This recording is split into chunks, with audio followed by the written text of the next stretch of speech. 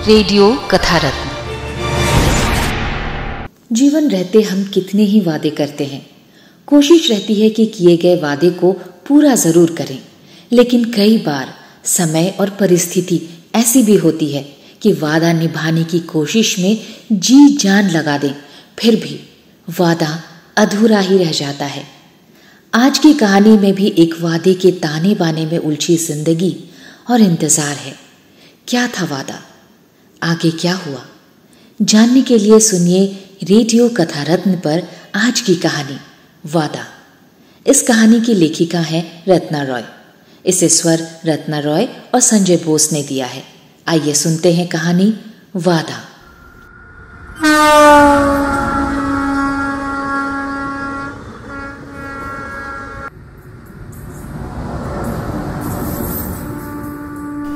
अभी अभी गोविंदपुर स्टेशन पर उतरी हूँ।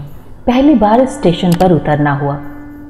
किसी काम से नहीं आई हूँ एक वादा निभाने। किसी को 25 साल पहले किया एक वादा। वो कहता था वादा रखना भी ईमानदारी है। सिर्फ रुपए पैसों में ईमानदारी रखना ही जीवन का एकमात्र उद्देश्य नहीं हो सकता। आज मैं उससे सीखी इसी ईमानदारी का मान रखने आई हूँ। हमारे रिश्ते की इस छोटे से समय में ज्यादा वादों का आदान प्रदान नहीं हुआ था। जो हुआ उसमें से ये भी एक था।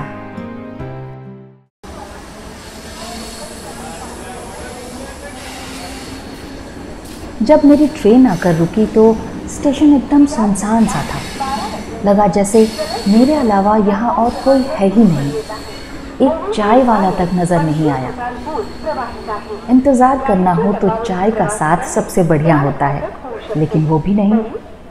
ऐसा लगा कि ये स्टेशन भारत का हिस्सा है ही नहीं। चाय वाला न दिखे ऐसा तो किसी स्टेशन में कभी नहीं होता। अचानक कुछ लोग दिखाई पड़े। तेजी से चलते चले जा रहे हैं, जैसे कुछ छूट न जाए ऐसी तेजी। अब अस्त व्यस्त सा एक छोटा सा झुंड बन गया। लगा इस झुंड में अर्जुन कहीं दिखाई पड़ा। क्या ये मेरा भ्रम था? जब किसी के बारे में सोचते ही रहो, उसका ही इंतजार हो तो शायद ऐसा ही होता होगा। कितने साल गुजर गए, अर्जुन को नहीं देखा। जाने कैसा दिखता होगा अब। उस भीड़ भाड़ में एक बार फिर झांक आई, लेकिन वो नहीं दिखा। स्टेशन आज भी वैसा ही है जैसा कि 25 साल पहले देखा था। निर्जन लेकिन खूबसूरत। प्लेटफॉर्म से ही ऊंचे पहाड़ और उस पर हरे हरे पेड़ दिखाई देते हैं। पेड़ के पत्ते भी कितने रंग लेकर रहते हैं। ऐसा लग रहा है जैसे पहाड़ किसी किशोर लड़के की तरह हेयर कलर से अपने बालों में कई रंग सजाए हो। स्टेशन में भी कुछ पेड़ हैं जो इस समय फूलों से लदे हैं। इस सौंदर्य को उस समय भी ऐसे ही देखकर मैं मुग्ध हो गई थी और तय कर लिया था कि एक दिन यहाँ जरूर आऊंगी। इंतजार का वक्त भी ना यादों की रेल चलाता है। बैठे बैठे एक बार फिर 25 साल पुराने उस गुजरे समय के साथ मैं फिर से गुजरने लगी। हम दिल्ली जा रहे थे। बीच में ही गोविंदपुर स्टेशन पड़ता है। थोड़ी देर के लिए ट्रेन रुकी। मैं बाहर झांककर देखने लगी। देखो कितनी सुंदर जगह है। ऐसी खूबसूरती देखकर लग रहा है यहीं उतर जाऊं। देखो ना।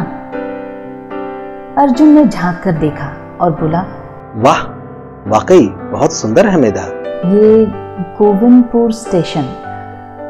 बाहर लिखे बोर्ड को पढ़ते हुए अर्जुन बुदबुदाया। मैं यहाँ फिर आना चाहूंगी। कब? अर्जुन ने पूछा। आज से ठीक 25 साल बाद। तुम और मैं, चाहे जैसे भी हालात क्यों ना हो, कुछ भी हो, हम यहाँ जरूर आएंगे। समझ लेना उस दिन हमारा प्रेम दिवस होगा। हमारे प्यार की 25वीं सालगिरह। हो सकता है तुम उस वक्त राजनीति में सक्रिय हो और इस विशाल जनमानस में बसने की कोशिश में शायद मेरे लिए फिर समय ही ना निकाल पाओ। तुम्हारे लिए मुझे हमेशा ही डर लगा रहता है। तुम याद रखोगे ना आज की तारीख और ये वादा?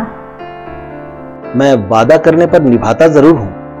बेईमानी करने के लिए भी हिम्मत की जरूरत होती है, लेकिन उससे भी ज्यादा हिम्मत चाहिए भावनात्मक ईमानदारी को बचाए रखने के लिए। मैं उसी ईमानदारी में विश्वास करता हूं। घर में क्या बोलकर आई? अर्जुन ने सवाल किया। झूठ बोलकर। मैंने कहा कि प्रोजेक्ट है, उसी के लिए दिल्ली जाना होगा। अरुणा और अनुभा को भी बोल आई हूं घर में फोन मत करना। तुम्हारी तरह तो मेरा कोई पार्टी का काम हो नहीं सकता ना, क्या करूं? मैंने मुस्कुराकर जवाब दिया।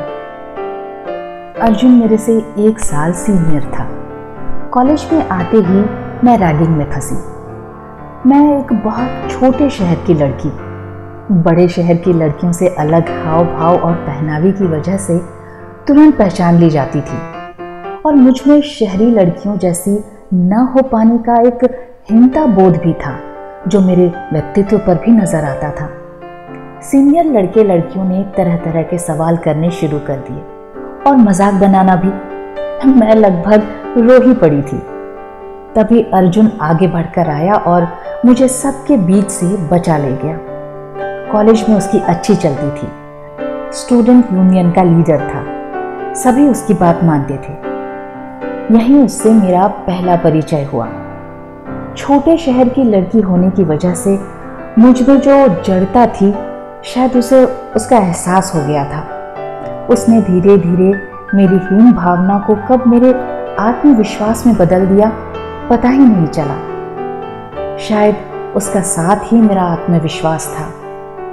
कॉलेज फंक्शन में हिस्सा लेना, गाना आता था, लेकिन इतने लोगों के सामने गाने का साहस अर्जुन ने ही दिलाया था।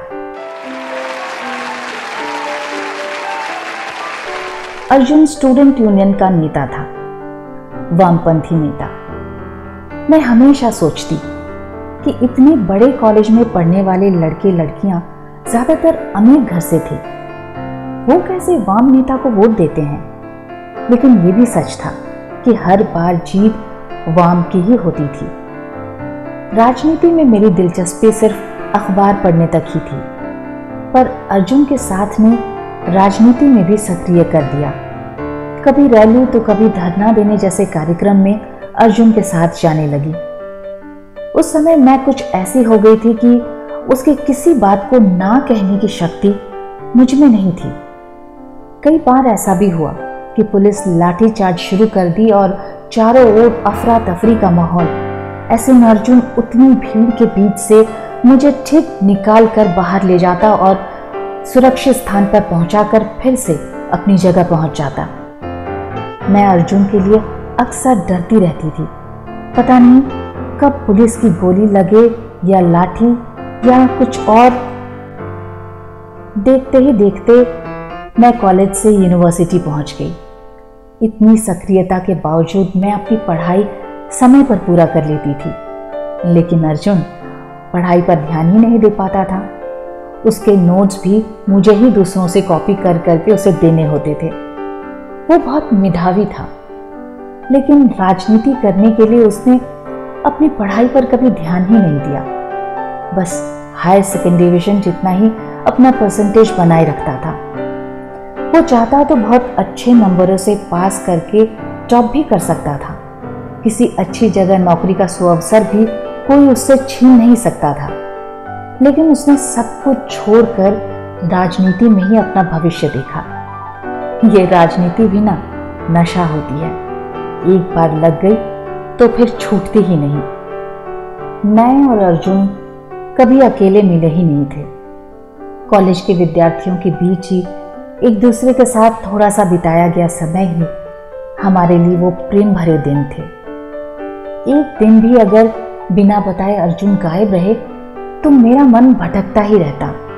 कहीं से कोई खबर उसकी मिल जाए, बस इसी जोड़ तोड़ में दिन गुजर जाता। ऐसे ही एक दिन अर्जुन सारा दिन गायब रहा, कोई खबर नहीं कि कहाँ है। मैं बार बार कॉलेज से कैंटीन की तरफ जाती कि शायद नजर आ जाए कहीं, या किसी को उसके बारे में कुछ पता हो, लेकिन कुछ भी पता नहीं चला। शाम को भारी कदमों से सोचते हुए चुपचाप मैं बस स्टॉप की ओर चली जा रही थी कि अचानक अर्जुन सामने आकर खड़ा हो गया। हंसते हुए बोला, मेरे बारे में सोचते हुए चलोगी तो बस के अंदर नहीं, सीधे नीचे चली जाओगी। मैं भी मौत का सामान ही हूं, मुझे हमेशा साथ लेकर चलने की चिंता मत करो, धमाका हो जाएगा। उस दिन उसकी बात पर और उसे देखकर मैं हंस नहीं पाई थी। एक अजनबी सा डर मेरे मन में घर बना लिया था। आंखों में नाराजगी और आंसू दोनों ही झांकने लगे थे। अर्जुन उस दिन बस में न जाकर जबरदस्ती मुझे ऑटो में साथ ले गया। पूरे रास्ते मैंने उससे कोई बात नहीं की। ऑटो रुका तो सामने पार्क था। उसने मुझसे वहीं उतरने को कहा। मैं बिना कुछ कहे चुपचाप वहीं उतर गई। आज पहली बार कॉलेज कैंटीन के बाहर हम दोनों एक साथ बैठे थे। मेरा गुस्सा आंसुओं में फूट कर बह निकला। थोड़ा शांत होने के बाद मैंने उससे कहा, तुम बिना बताए ऐसे क्यों गायब हो जाते हो? मेरा मन बेचैन होने लगता है, बुरी आशंकाओं से दिल बैठा जाता है, लेकिन तुम्हें ये बातें कहाँ समझ में आती हैं? पहली बार उसने मेरा हाथ अपने हाथों में लिया। कुछ देर हम दोनों उस लम्हे को महसूस करते रहे। खामोशी अर्जुन ने ही तोड़ी और कहा, मेधा, अब तुम्हें इन चिंताओं से मुक्त होना होगा। अब मेरे और तुम्हारे रास्तों के अलग होने का समय आ गया है। विश्वास करो, मुझे भी तुमसे उतना ही प्यार है जितना तुम्हें मुझसे, लेकिन इस प्यार के लिए जो कुर्बानी देनी होगी वो मैं नहीं दे सकता। जितना प्रेम तुम्हारे लिए है, ठीक उतना ही प्रेम उन लोगों से भी करता हूं जो समाज के किसी दर्जे में दर्ज नहीं होते, हमेशा से शोषित, वंचित और पल पल मरने को मजबूर हैं। मुझे उनके पास जाना होगा, उनके साथ खड़ा होना होगा, उनके लिए लड़ाई लड़नी है, उनके जीवन के लिए संघर्ष करना है। इन सब के साथ मैं तुम्हें लेकर नहीं चल सकता। पता नहीं कब कौन सी गोली मुझे आकर लगेगी और उस दिन सब खत्म। तुम्हें देने के लिए मेरे पास कुछ नहीं होगा, न घर, न संसार, न खुशी, कुछ भी नहीं। मैं तुम्हें कभी भी सुखी विवाहित जीवन का वादा नहीं कर सकता, बल्कि कहना चाहता हूं, तुम पढ़ाई खत्म करके अपना अच्छा भविष्य बनाना और एक अच्छे लड़के से शादी भी कर लेना। चाहो तो इसे तुम मेरा आदेश ही समझ लो। मुझे अब यहां से चले जाना होगा, एक नए लक्ष्य, नई जगह, नए नाम और पहचान के साथ। आज के बाद मेरा तुमसे कोई संपर्क नहीं होगा। जानने की कोशिश भी मत करना। मर गया तो शायद टीवी और अखबार के जरिए तुम तक खबर जरूर पहुंच जाएगी। तुम्हें छोड़कर जाने के लिए तुम मुझे माफ तो कर सकोगी ना मेधा? बहते आंसुओं के साथ अर्जुन की सारी बातें मैं चुपचाप सुनती रही थी। अंत में बस इतना ही बोल पाई, तुमने कभी मुझसे शादी का वादा नहीं किया था और ना ही कभी ऐसे सपने दिखाए जिसके लिए तुम माफी मांगो। तुम्हें तुम्हारे कर्तव्य के रास्ते से मैं कभी मुड़ने को नहीं कहूंगी। जैसा तुमने कहा वैसा ही होगा। वो शाम ही हमारे रिश्ते की आखिरी शाम थी। आज 25 साल बाद फिर स्टेशन पर उसके इंतजार में बीते दिनों को याद करते हुए मैं, लेकिन अर्जुन अभी तक आया क्यों नहीं? वो अपना वादा नहीं भूलेगा, ये मुझे पूरा विश्वास है।